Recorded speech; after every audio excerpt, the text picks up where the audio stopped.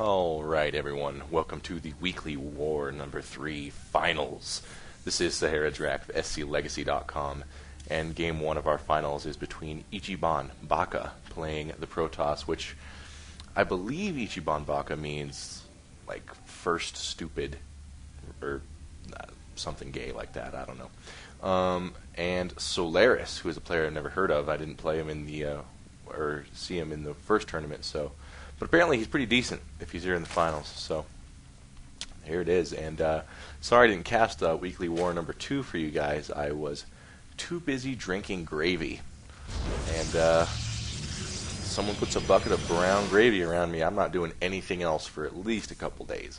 So that's what happened. And that's what it's going to be. And I'm going to be saying a lot of things like this at the beginning of these games because I am the color commentator and I am the analyst, so you're going to hear my voice a lot, and I apologize because my voice is for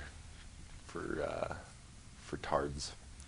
Yeah, so here comes a scouting drone on 13 from Solaris, choosing the lovely pink Zerg. I feel like this shade of pink, you can't really see it on Xel'Naga Caverns because it's so dark, but this shade of pink doesn't occur in nature often. So the, of course, all-natural, vegan... Okay, they're not vegan, but they're all natural ingredient Zergs choosing pink this game, so that's very interesting. Yellow Protoss, classic golden Protoss for IchicbanBaka. IchicbanBaka! And, Nani? Bakara! And, what is happening?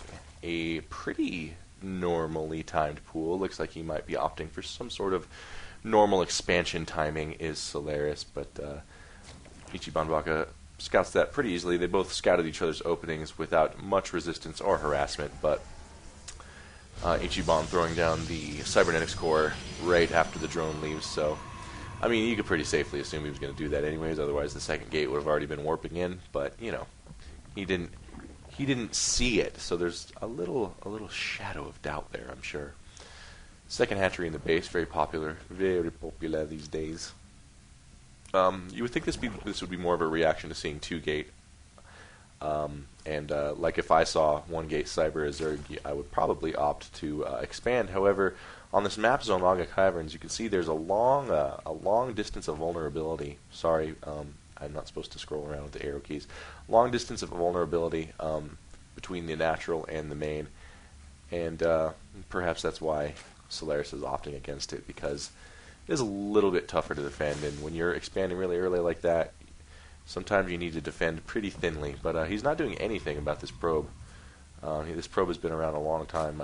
He didn't want to lose any mining time, but still, I would think maybe it's worth it at some point, because now he sees the second hatch in base, which is, of course, going to determine his decisions. And taking a look at the production tab, not a lot going on. As you can see, warp gate research, probes, and a roach warren. And let's check out the APM. Is it M? Oh man, I know these hotkeys like crazy. Blazing 42 to 50 average APMs. But mine is no higher, so... Well, actually mine's a little bit higher, but you know, shh, don't tell. Just a hair. Definitely not GOM Star League material yet, that's for sure. Roach Warren is almost finished for Solaris, and just 2 gates, just pretty simple stuff, and a Robo Base. So we're going to see highly standard openings from both players, although, well, this isn't really highly standard. The highly standard would be having this hatchery here, so a little bit of craziness there. So 2 gases are out, no lair yet, but 2 gases mining, and, you know, that's definitely not an early second gas, so probably not planning any mutas or anything like that. Just going to open Roach. And pretty interesting stuff going on with me. What's been going on with me? Well, I've been making videos. I'm up to about 1,200 points in the StarCraft ladder. Actually, I got up to 1,250. 1,250 on the ladder, and then I lost 8. I lost 8 games straight. These Zerglings are like, look at us! See ya! Oh no! And, yeah, I lost 8 games straight. And, guys, that's not good, man. So I dropped it way back below 1,200, and just today, I clawed and scratched my way back above the 1,200 mark. Interesting here, Robotics Bay being put down for Ichiban.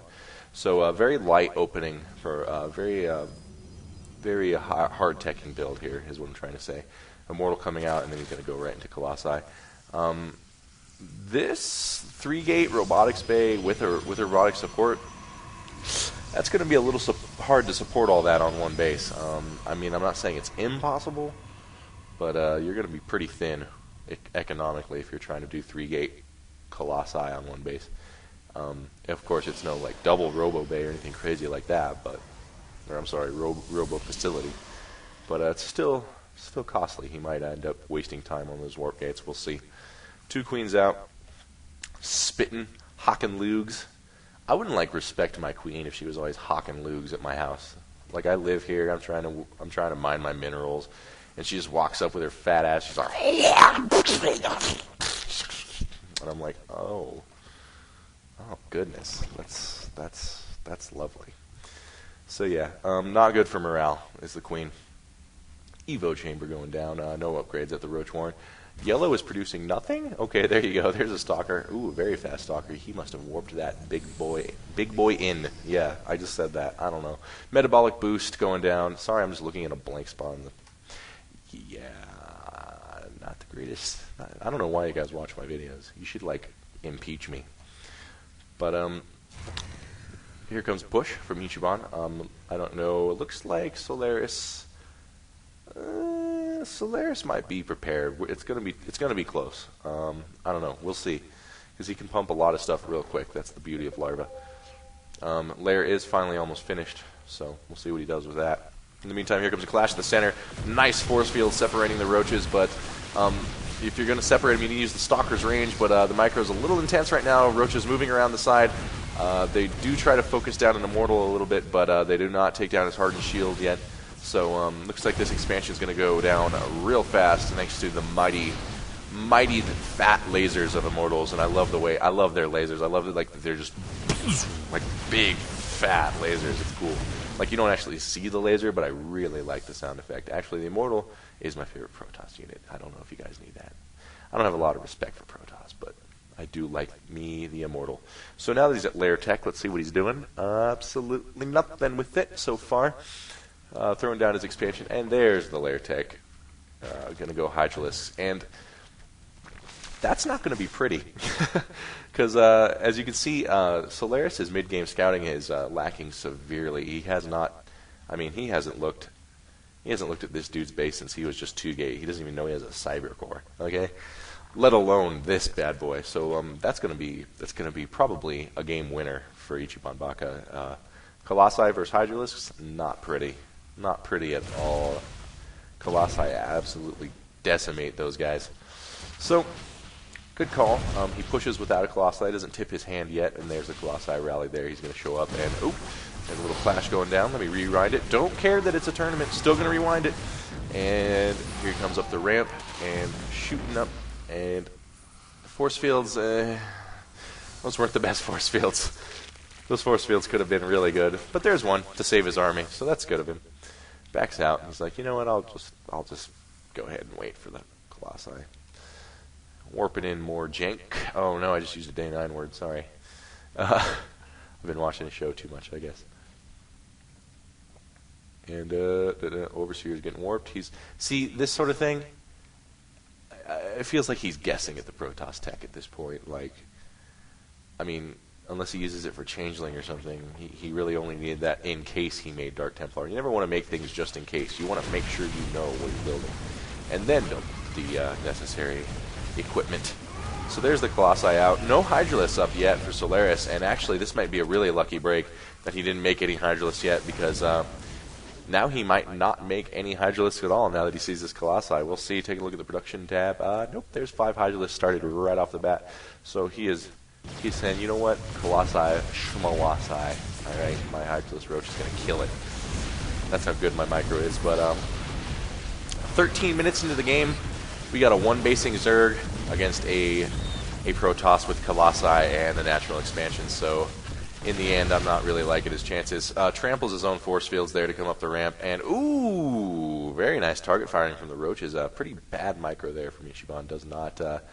Gets the Infernal. I'm so used to saying Infernal Pre-Igniter. gets the extended thermal lance upgrade with his Colossi, and then just marches him right into melee range of the roaches. So yeah, not so good, but I think he'll still be okay just because of this huge economic advantage, as you can see here. Well, yeah, I didn't get his gas yet. I would like to see him get the gas a lot earlier. Like, I'm always a big proponent of getting the gas as soon as you get your expansion up to really boost your income advantage. But here we go again. I will get this natural, I swear to God.